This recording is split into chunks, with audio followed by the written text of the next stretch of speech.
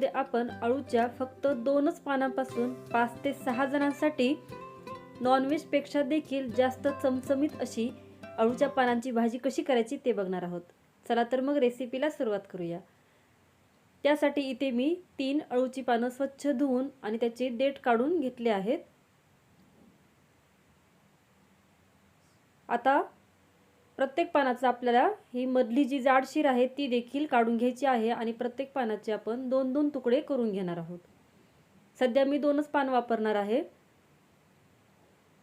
अशा प्रकारे मधली शीर काढून घ्यायची आणि या पानाचे आता आपल्याला यापेक्षा देखील छोटे छोटे तुकडे करून घ्यायचे आहेत। हे बघा, अशा प्रकारे तुम्ही हव्या त्या आकाराचे हव्या त्या साईजचे इथे तुकडे करून घेऊ शकता। तर आता ह्या 2 पानांचे मी इथे तुकडे करून घेत आहे। आपण नेहमी अळूचे पान म्हटले की त्याची फक्त वडीच आपल्या लक्षात येते। दरवेळेस आपण अळूच्या पानाची वडीच करतो, तर अशा प्रकारची भाजी देखील तुम्ही नक्की करून बघा। पुन्हा पुन्हा कराल अशा प्रकारची ही एकदम चमचमीत आणि एकदम टेस्टी अशी ही भाजी बनते। आता या अळूच्या पानापासून आपल्या खरं तर 2 रेसिपीज बनणार आहेत। एक तर अळूच्या पानांची भजी देखील बनतील आणि त्यापासून होणारी भाजी देखील। तर आता इथे मी बेसन पीठ घेतलं आहे, 1.5 वाटी बेसन पीठ छान चाळून घेतलं आहे। आता यामध्ये आपण 5 ते 6 लसणाच्या पाकळ्या ठेचून टाकल्या आहेत, थोडीशी हळद, लाल तिखट, थोडंसं हिंग, अर्धा चमचा जिरे पावडर टाकला आहे आणि चवीपुरतं मीठ टाकायचं आहे। आता यात धने पावडर अर्धा चमचा आणि अगदी चिमूटभर असा इथे मी सोडा टाकला आहे।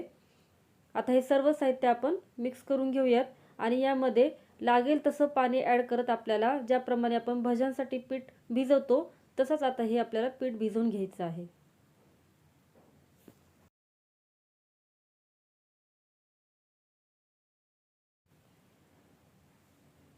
तर तुम्ही इथे बघू शकता अशा प्रकारचं पीठ इथे मी व्यवस्थित भिजवून घेतलं आहे। आता आपण याची भजी बनवून घेणार आहोत। एक साईडला मी गॅसवर कढईमध्ये तेल गरम करायला देखील ठेवलं आहे। आता पानाचा एक एक तुकडा घेऊन आपल्याला अशा प्रकारे या पिठामध्ये डीप करून घ्यायचं आहे आणि सगळ्या बाजूने याला भज्यांचं पीठ अशा प्रकारे लावून घ्यायचं आहे। तुम्ही एकाच वेळेला देखील ही सर्व पानं पीठ लावून किंवा त्याची वडी बनवून ठेवू शकता आणि नंतर तळला तरी चालेल, पण अशा एकदम सोप्या पद्धतीने आपण खूप कमी वेळामध्ये भजी तयार होतात। एक साईडला गॅसवर कढईमध्ये तेल गरम केलं आणि दुसऱ्या साईडला अशा प्रकारे पानांना पीठ लावायचं आणि लगेचच कढईमध्ये टाकायचे। कमी वेळ लागतो। खूप छान एकदम खमंग आणि टेस्टी अशी ही भजी लागतात। तुम्ही अशा प्रकारची नक्की भाजी करून बघा। आता एका वेळेला मी या कढईमध्ये 4 टाकले आहेत आणि आता ते आपण नॉर्मली भजी तळतो त्याप्रमाणेच खालचे वर वरचे खाली अशी साईड बदलून ही भजी आपल्याला तळून घ्यायची आहेत। तुम्ही इथे बघू शकता रंग सुंदर आला आहे, वासही खमंग सुटला आहे। तर इथे ही अळूच्या पानांची भजी तयार आहेत। आता मी सर्व भजी तळून घेते।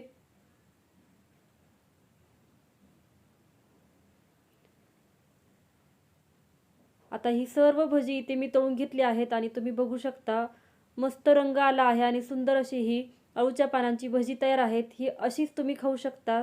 साधी नुसती भजी सुद्धा ही मस्त टेस्टी खमंग लागतात। आता एक पान मी वापरलेलं नाही, 3 पैकी 2च पानं वापरले आहेत, तरी ही एवढी सारी भजी याची बनली आहेत। आता आपल्याला या सर्व भजींची अशा प्रकारे 2-2 तुकडे करून घ्यायचे आहेत। तुम्हाला यापेक्षा लहान हवे असतील तर तुम्ही यापेक्षा लहान देखील तुकडे करू शकता, पण एवढी मोठी ठेवण्यापेक्षा त्याचे 2 किंवा 3 आपल्या हवे त्या आकारामध्ये आपण तुकडे बनवून घेऊयात। हे बघा, आतून देखील कसे मस्त छान टम्म फुगले आहेत। अशा प्रकारची भजी नुसती देखील खूप छान लागते। तर आता इथे मी सर्व भजी कट करून घेतले आहेत। आता आपण ही साईडला ठेवून देऊ आणि आता या भाजीसाठी लागणारं वाटण तयार करून घेणार आहोत। वाटण देखील अतिशय सोप्या पद्धतीने आपण बनवणार आहोत। आता एका मिक्सरच्या भांड्यामध्ये मी साधारण छोट्या वाटीने अर्धी वाटी खोबऱ्याचे काप घेतले आहेत। सुकं खोबरं आहे आणि ते कच्चंच घेतलेलं आहे। त्यामध्ये थोडीशी कोथिंबीर, 9-10 लसणाच्या पाकळ्या, आलं थोडंसं। आता हे किंचितचं पाणी टाकून आपण मिक्सरमध्ये बारीक करून घेणार आहोत।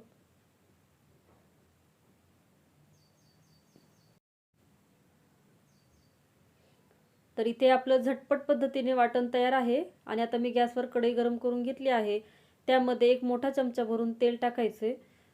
नॉनव्हेजसाठी आपण तेल भरपूर वापरतो, मसालेही भरपूर वापरतो. त्याचप्रमाणे या भाजीमध्ये मसाले कमी आहेत, पण तेल मात्र आपल्याला वापरायचे म्हणजे भाजी एकदम छान चमचमीत बनेल. आता तेल तापलं की त्यामध्ये मोहरी, जिरं आणि कढीपत्ता टाकून घेतलाय. आता जे आपण वाटण करून घेतलं होतं ते वाटण टाकायचं आहे आणि साधारण 2 ते 3 मिनिटं मध्यम गॅसवरती आपण हे वाटण परतून घेणार आहोत. यामध्ये आपण कच्चं खोबरं टाकलं आहे, त्यामुळे 2-3 मिनिटं हे वाटण छान परतून घ्यायचं. त्यामुळे खोबरं छान भाजलं जाईल आणि मस्त तरी येते आपल्या ह्या भाजीला. आता त्यामध्ये अर्धा चमचा हळद, 1 चमचा लाल तिखट आणि 1 चमचा इथे मी काळा मसाला टाकला आहे. काळा मसाला नसेल तर तुम्ही कांदा लसूण मसाला देखील टाकू शकता. चवीपुरतं मीठ टाकायचं आणि आता हे मसाले आपण या फोडणीमध्ये छान परतून घ्यायचेत. आता यामध्ये मी गरम पाणी टाकणार आहे. गरम पाण्यामुळे भाजीची चवही कायम राहते, टेम्परेचर मेंटेन राहतं आणि भाजीला तर्री मस्त येते. तर इथे मी 1.5 ग्लास गरम पाणी टाकलं आहे. आता मिक्सरच्या भांड्यामध्ये आपण वाटण केलं होतं त्याच भांड्यामध्ये थोडंसं अर्धी वाटी साधारण मी पाणी टाकून ते देखील हिसळून यामध्ये पाणी टाकलं आहे. हे बघा अशा प्रकारचं मस्त इथे आपला हा रस्सा बनत आहे, कट बनत आहे भाजीचा. आता साधारण 5 ते 6 मिनिटं मध्यम गॅसवरती हे असंच ठेवून याला उकळी येऊ द्यायची आहे.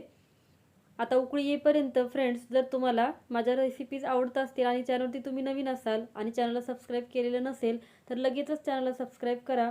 रेसिपी कशा वाटतात हे कमेंट बॉक्समध्ये नक्की सांगा. आवडत असतील तर लाईक करा, शेअर करा.